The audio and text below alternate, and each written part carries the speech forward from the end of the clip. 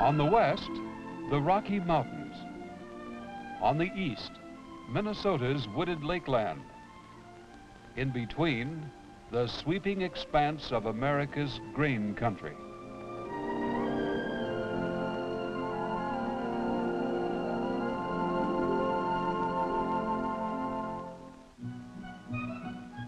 Yesterday, pioneering farmers with horses and slow-moving machinery turned these grassy prairies into a productive land, a granary for the world.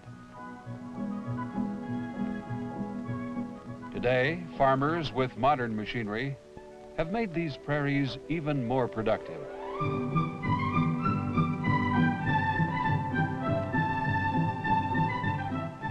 Symbol of the ability of American agriculture to produce abundantly is the farmer's country elevator. It is the farmer's local grain market, his warehouse for tomorrow, and a big weapon in America's arsenal for peace. But most of all, the country elevator is a symbol of how farmers work with farmers to move the grain of their good harvest to the peoples of the world.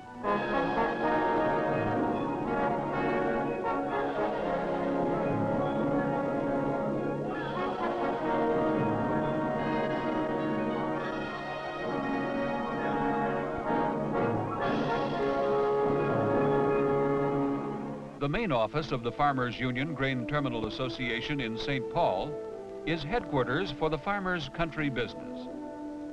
Each year, thousands of people visit the home of the nation's largest grain cooperative, known everywhere as G.T.A.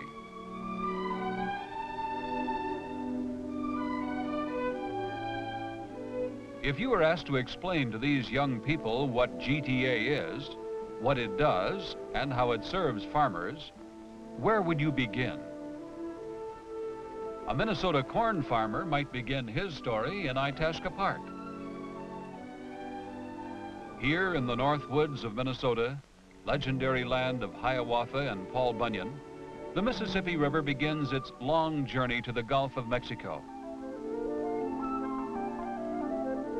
From this small stream, the river grows until it becomes a giant waterway to the markets of the world. At the head of navigation in St. Paul is one of G.T.A.'s big co-op elevators. It is a receiving point for grain from country elevators in Minnesota, Iowa, the Dakotas, and Montana. Here, from spring thaw to November freeze-up, barge after barge is loaded with grain.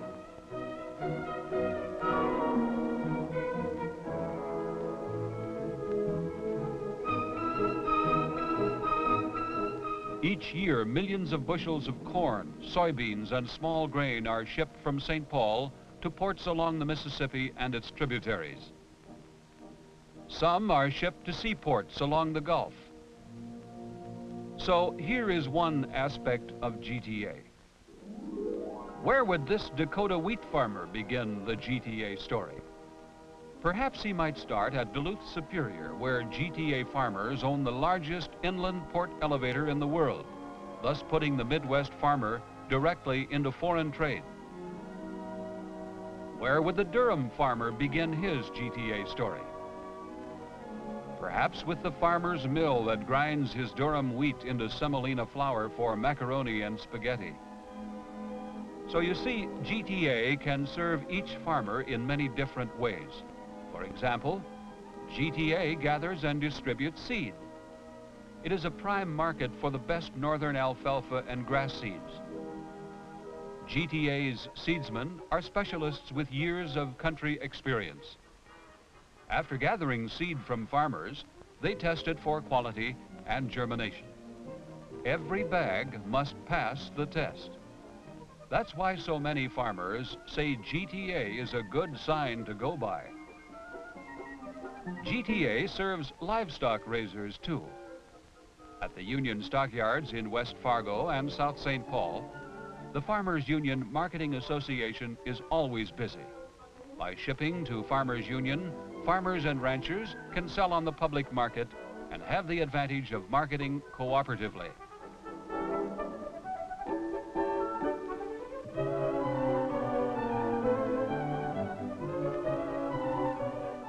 Through the Great Plains Supply Company, G.T.A. serves farmers at 109 co-op lumber and supply centers. But G.T.A.'s #1 job is marketing grain for the 700 farmers' elevators that are the backbone of the organization. The country elevators vary in size and construction, but they all perform the same basic function. The manager and his staff market the farmer's grain, and they do it at cost. When the co-op elevator man tests and grades the grain, the farmer is sure of a square deal. After all, these people work for the farmers who own the elevator. When the grain is loaded out from the country elevator, G.T.A. represents the farmers on the grain market. G.T.A. also provides the country elevator auditing, accounting, financing, and insurance services. But its main service is marketing grain. Young and vigorous, G.T.A. is a growing organization. Its affiliates are growing too. New buildings go up to keep pace with new demands. Out-of-date facilities come down or are rebuilt.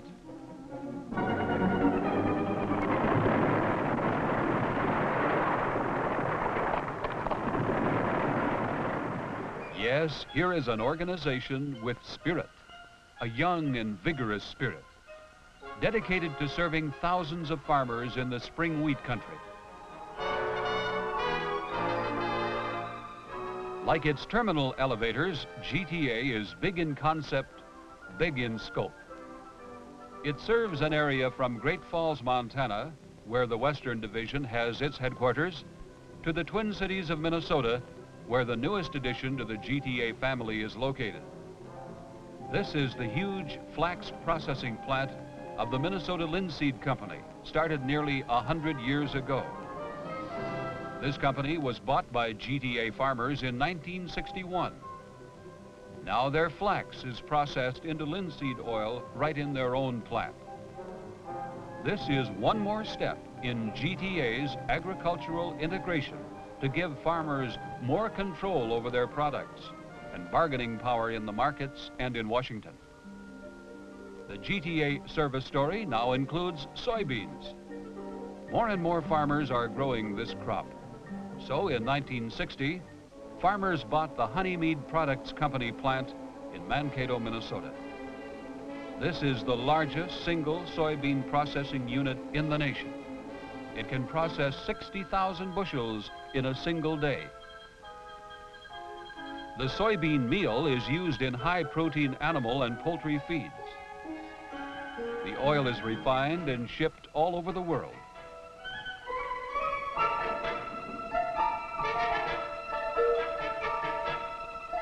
In the same year that G.T.A. bought the Honeymead soybean plant, it also purchased 37 Commander elevators in southern Minnesota. Earlier, farmers bought the McCabe elevators in Montana and the Dakotas. With the McCabe purchase came a group of country feed mills, which were scattered over a 3-state area. This put G.T.A. farmers in the feed business. The Perham, Minnesota plant was typical of the country feed plants. It was located in the heart of Minnesota's turkey, poultry, and dairy cattle region. Its pellet mill was busy day and night, manufacturing a wide variety of feed for profit-minded farmers. New and improved feed formulas were introduced when G.T.A. opened a scientific animal nutrition service department. Now the farmers could have a new source of good co-op feed, a source they could depend on for honest measure and for products which would give them fast, economical livestock and poultry production. Modern animal and poultry feeding is a highly scientific business. G.T.A. makes many different feeds for modern animal feeding.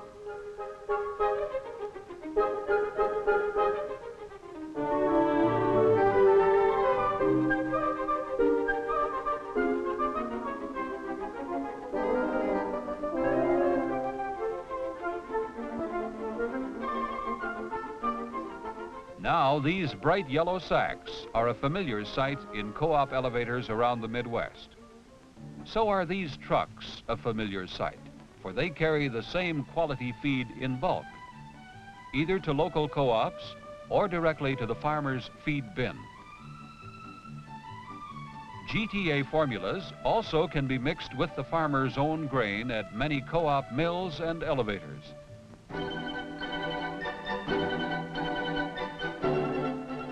As more and more farmers started using G.T.A.'s co-op feed, the G.T.A. feed department kept growing.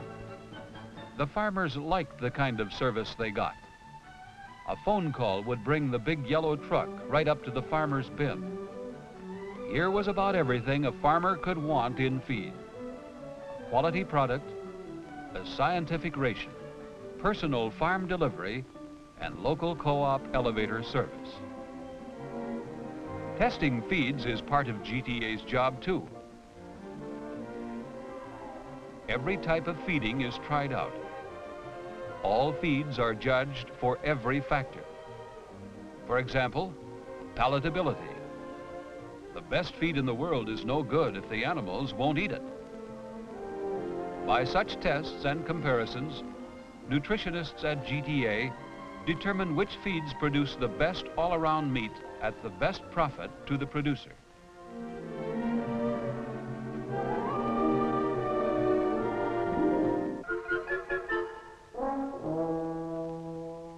As the feed business grew, it became evident that new and modern mills had to be built. So 2 mills were planned, one at Edgeley, North Dakota, the other near Sioux Falls, South Dakota. Work on the North Dakota mill started first. Building a modern concrete mill or elevator is quite a process. Once it starts, the pouring of concrete goes on night and day until the building is finished.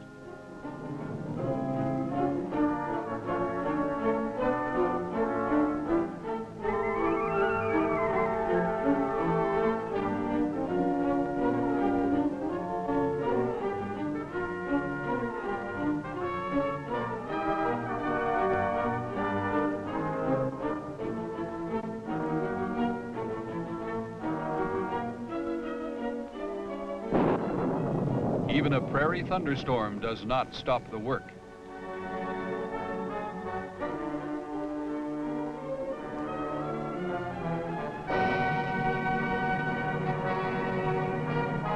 Meanwhile, in South Dakota, another G.T.A. feed plant is beginning to rise.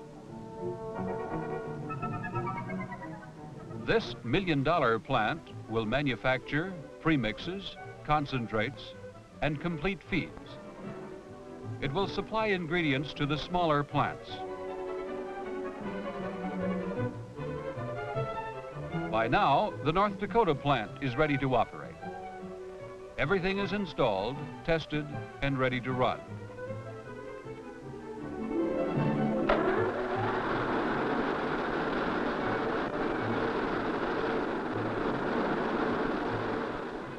All ingredients move through this electronically controlled scale, a long way from the hand-operated plants of yesterday. By pushing a button, the operator selects each needed ingredient.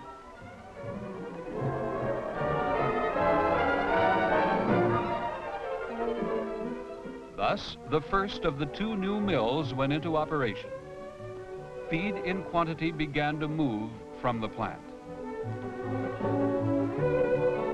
The big bulk trucks deliver G.T.A. feeds directly to many farmers, filling orders for co-op elevators which previously did not handle any co-op feeds. The big trucks can haul bigger loads, unload faster, and give better service to feeders.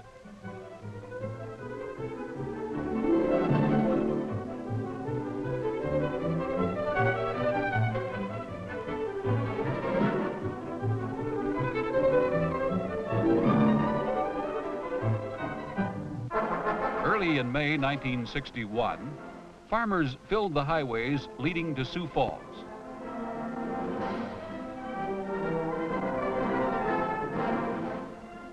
They were on their way to dedicate the biggest and most modern feed plant in the Midwest. It was a gala day.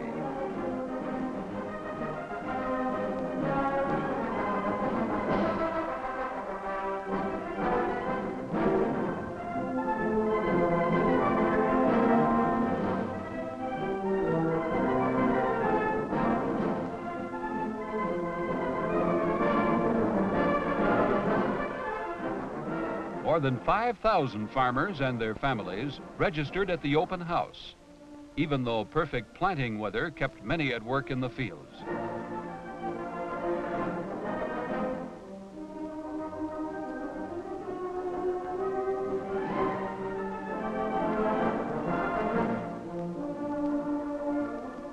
Everyone had a chance to see how a push-button feed plant operates.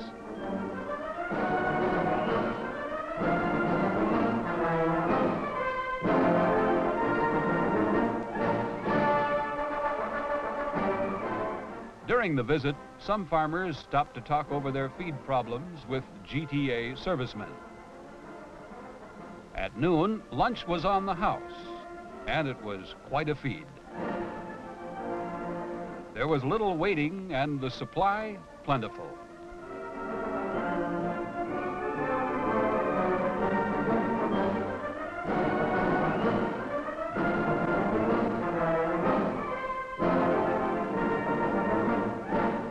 The real purpose of the gathering was to dedicate this mill for the farmers who own it.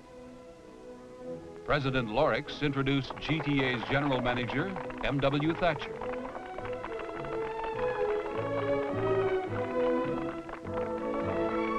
In his talk, Mr. Thatcher told the people that the South Dakota plant was one more tool to help them get stronger bargaining power. He said farmers build facilities like the South Dakota feed plant not for profit, but for service. Successful cooperation is a job that only farmers can do for themselves. Here then is a cross-section of the people of G.T.A. Just like the thousands more in the Dakotas, Montana, and Minnesota who had a part in building this great cooperative.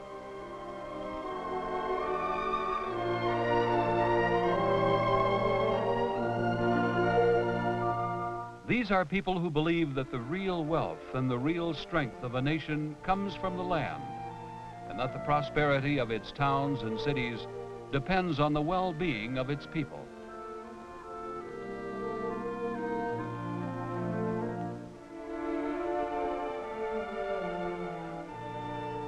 There may be seasons like this when nature does not smile on these prairies, when drought sears the land.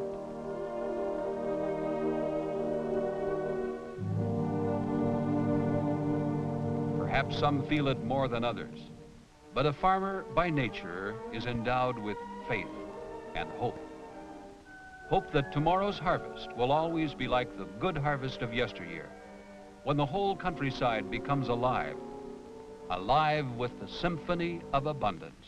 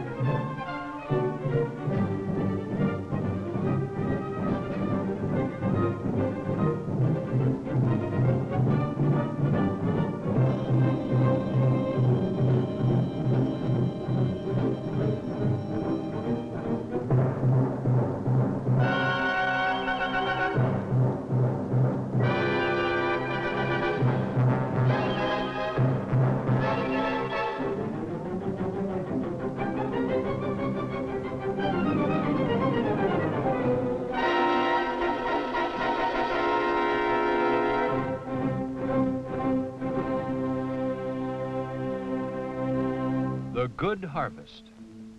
Now it's on its way.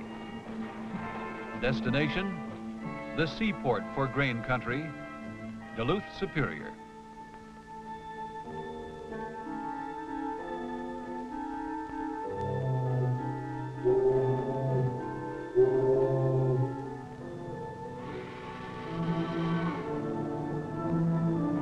Once reserved for lake boats only, this busy harbor is now a great crossroads of the world.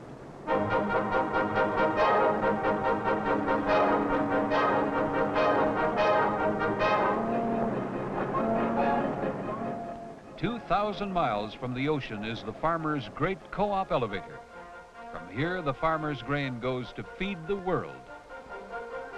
There are over 20 million bushels of grain in this elevator. In a busy year, 30 million bushels pour down these spouts into waiting ships. As many as 4 vessels can be loaded at one time. It takes only a few hours to fill the largest vessel, a record on the Great Lakes.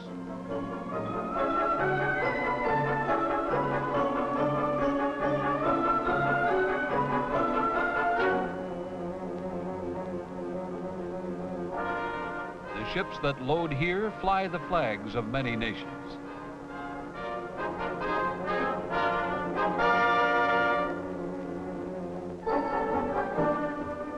No ship is too large for the elevator. The new loading section not only increases the dockside capacity, but loads ships faster, making the G.T.A. co-op terminal the busiest port elevator in the world.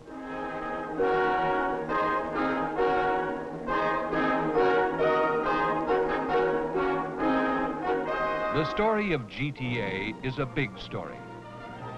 Chapter follows chapter in a chronicle of vision, of faith, and of cooperative dedication by thousands of farm men and women. G.T.A. is people working together under the timeless precept that people best help themselves by serving others.